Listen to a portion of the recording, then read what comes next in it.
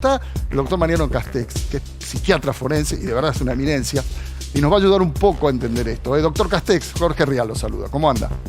¿Cómo le va? ¿Qué dice? Bien, un gusto, un gusto. ¿Qué tal? Doctor, ¿usted tuvo la posibilidad de leer este dictamen, lo que elevó la Junta Médica del caso Diego Maradona? Porque lo primero que se nos viene a nosotros es leer muy por arriba y desde la ignorancia, pero se habla de equipo temerario, deficiente, que empezó a agonizar a las 12 de la noche, Diego Maradona. ¿Qué saca usted en concreto y qué le produjo leer esto? Bueno, yo a la tarde recibí el documento completo y diría una cosa. Es un documento que dice muchas cosas, pero que es unilateral. Claro. Enfoca la cosa desde un punto de vista estrictamente médico y sepulta la esencia bajo un bosque frondoso de una teoría que rara vez aparece en las pericias. O sea, sepultan el árbol, y el árbol es quién le ponía el cascabel al gato. Voy a hablar en términos no médicos legales, sino sensatos. ¿Quién le pone el cascabel al gato? Porque la única solución que tenía Maradona era internarlo por la fuerza.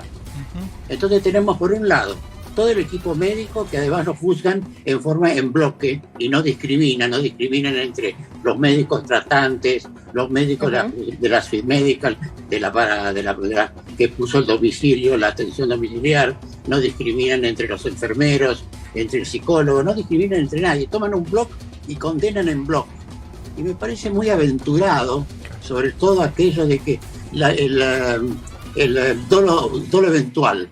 El dolo eventual es un disparate, yo creo, porque supone meterse en la cabeza de la gente que están juzgando, que están analizando, y no pueden saber si ellos exactamente, no pueden, de los datos que da la pericia, no pueden saber si hay dolo eventual. De manera que esa conclusión número 13 me parece que es totalmente aventurada y temeraria. Aventurada. Y temeraria también. Sumamente aventurada. Ahora, doctor, aventurada. A ver si entendí un poco lo que usted acaba de decir. Usted dice, acá lo que estamos viendo es la parte médica, muy estricta, científica, pero hay otra parte que te tapa todo esto, que es la motivación. ¿Por qué? Si habían tomado Exactamente. Ahí está. Exactamente. Hay una tríada acá. Una parte es todo el grupo médico, enfermero, toda la asistencia médica, que tiene que oponerse a un déspota que ha sido siempre despótico. No cambia la conducta en el momento que después que sale externado y se interna en estamos hablando de Diego. Déspota es Diego. Sea, el déspota, pero que siempre fue despótico. En todo a lo largo de su vida fue un tipo con trastornos de conducta severos. Ahora, pero entonces, perdón. Entre esa opción, pero doctor, disculpe. Abajo... Sí, siga, porque después cuando... A ver, no se lo quiero plantear ahora. Porque parecería ser que cuando usted dice era un déspota, parece que, bueno, era difícil tratarlo. Entonces uno siente que siempre sucede en este tipo de cosas. Se le termina echando la culpa al muerto de todo esto. No interesa. Acá no se trata de echarle la culpa al muerto, no. Yo creo que el principal responsable de la muerte de Maradona se llama Diego Maradona. Porque a él se opone a todo. Y se ha opuesto siempre a todo. No es ahora que se opone. Siempre se opuso. Y entonces eso crea una resistencia que se llama la judicialización. La única forma que había para parar toda esta acción, este cuadro, era judicializarlo. ¿Y quién le pone el cascabel al gato? Bueno, y ahí la pregunta es esa. Lo cual no implica... ¿Y ahí a quién le correspondía? ¿A quién le correspondía ahí? Bueno, ahí, según la ley, acá la ley es esta. Sí. La ley de salud mental. Salud mental, sí. Salud mental. Para que la ley de salud mental judicialice es sumamente complicado. Toma su tiempo. No se hace de un día para otro. Y a no ser que lo internen por la fuerza, e internar por la fuerza a Diego Maradona para después hacer la judicialización, implicaba una coerción. Y la coerción es dañina siempre. Siempre. Claro. Y más en un sujeto que ya tenía grabada en el cerebro la tendencia a consumir droga. De manera que iba a aumentar el consumo, lo iba a descompensar y lo podía haber matado. Ahora, pero doctor... Y eso no se considera en esta pericia.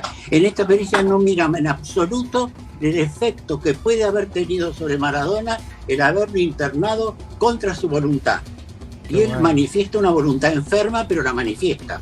Ahora, se opone a todo. Y hasta acá coincidimos, que cuando uno no quiere, los demás no pueden. Ahora, cuando uno es profesional, un médico profesional, ve ese cuadro, ¿qué tiene que hacer? Porque acá lo que se habla es que no se hizo todo lo necesario, doctor. No es que se hizo todo y no alcanzó. Lo que dicen es que no alcanzaron ni siquiera lo mínimo acá. Entonces, ¿cuál es la responsabilidad del profesional? ¿Qué hace un profesional ante un paciente tan, digamos, complejo como el que me acaba de definir? ¿Qué tiene que hacer? ¿Se tiene que ir? ¿Lo tiene que dejar? ¿Lo puede denunciar? ¿Qué hace ahí? El médico no puede abandonar al paciente. Lo que puede hacer es insistir en que se logren medidas de contención, pero no eran posibles tampoco. Lo que no se ve acá, en algunos casos, es la voluntad de contener con más firmeza. Porque no, pero él tampoco se deja, porque no deja entrar al psicólogo, no rechaza a los médicos que lo van a controlar. Y hay cosas que sí son falencias. Primero, Swiss Medical debió haber prestado una internación domiciliaria. Sí. Y lo único que hace es una asistencia médica superficial. No es la internación domiciliaria donde ponen tubo de oxígeno, aparato de monitoreo, desfibrilador, toda una serie de equipos, de cosas de equipo que no la aportaron. Ahora, o sea, no es una internación domiciliaria como se hace una internación domiciliaria. Ahora, pero eso es lo primero. Pero ¿y por qué no hay ningún registro de una protesta, de algo por parte del equipo médico, transmitiéndoselo a la familia? Digo, eran los del entorno, decía, che, me parece que hay que levantarlo, hace 16 días que está acostado, puede tener un edema. No había, por lo menos lo que uno escuchó y lo que uno leyó aquí, doctor. Sí, y que se vio en algunos WhatsApp, ¿no? Exactamente, por eso digo, toda esa historia que concluye con esto, porque digo, esto es lo más científico, ¿no?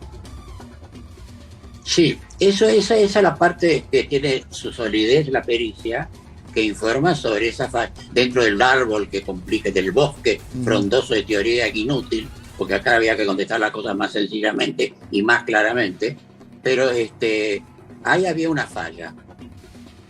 Y esa falla no aparece claro que le hubieran expuesto a la familia, pero además, ¿con quién hablaban ellos?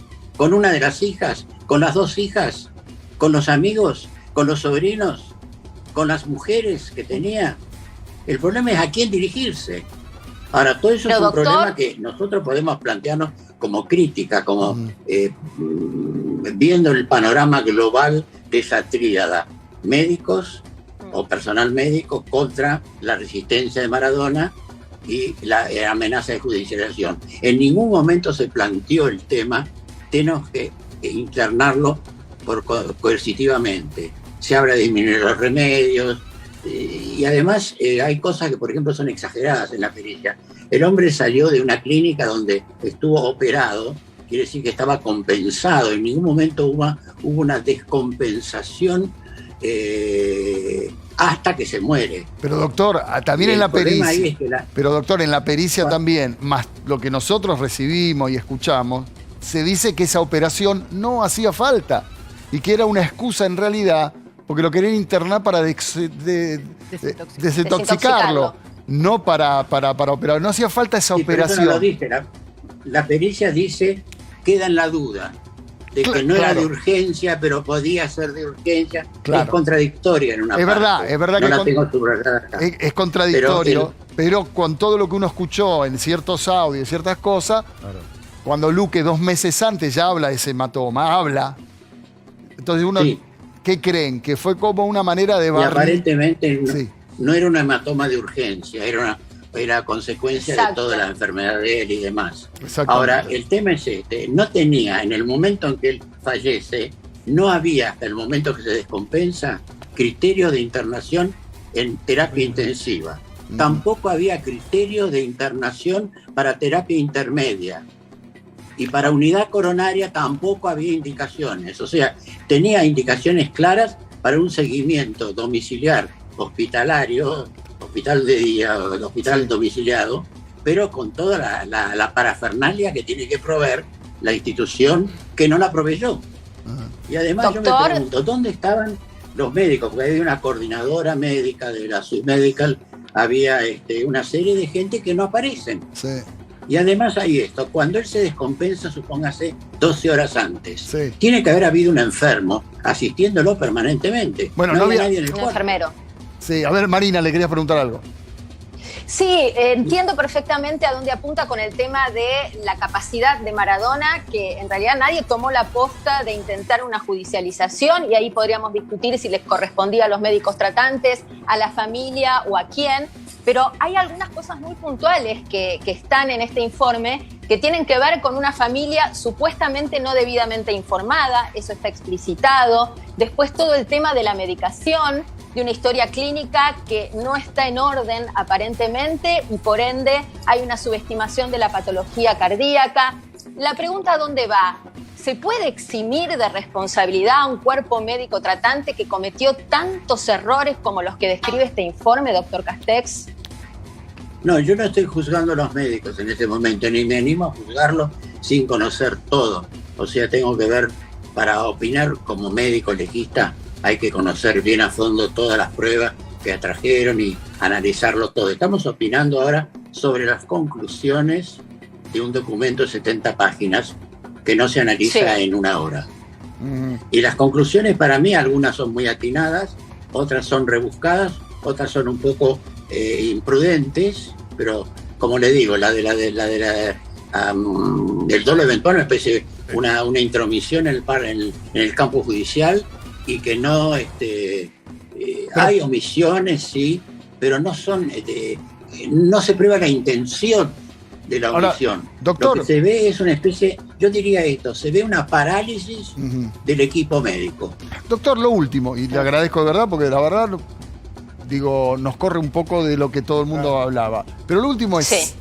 doctor, ¿se podría haber evitado la muerte de Diego Maradona? La muerte ese día, porque se podría haber evitado ese día, pero su cuerpo venía desgastándose y tal vez se producía en otro momento. Pero en ese momento, ese 25 de noviembre, ¿se podría haber evitado?